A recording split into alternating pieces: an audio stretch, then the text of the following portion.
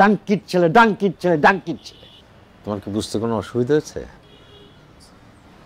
গালির কিন্তু একটা শক্তি আছে, একটা সৌন্দর্য আছে। তুমি দেখো, তুমি যদি ডয়ের জায়গায় ত করে দাও তাহলেও কিন্তু বুঝতে কোনো অসুবিধা হবে না।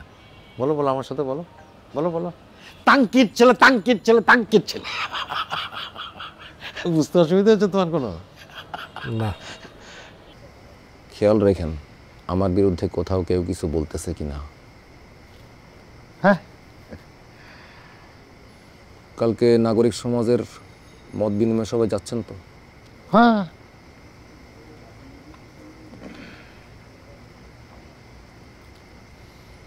ঠিকঠাক মতো বললেন?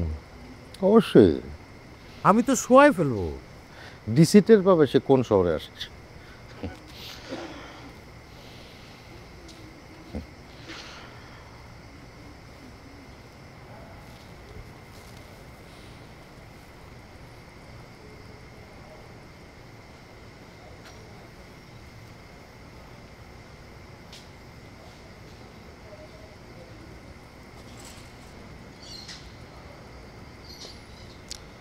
আচ্ছা স্যার,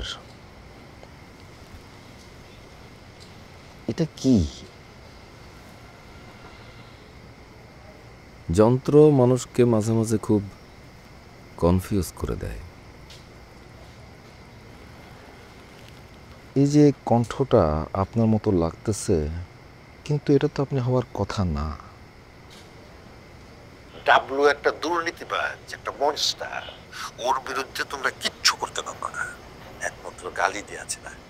গালি দিয়ে আমরা আমাদের মনের রাগ কিছুটা মেটাতে পারি।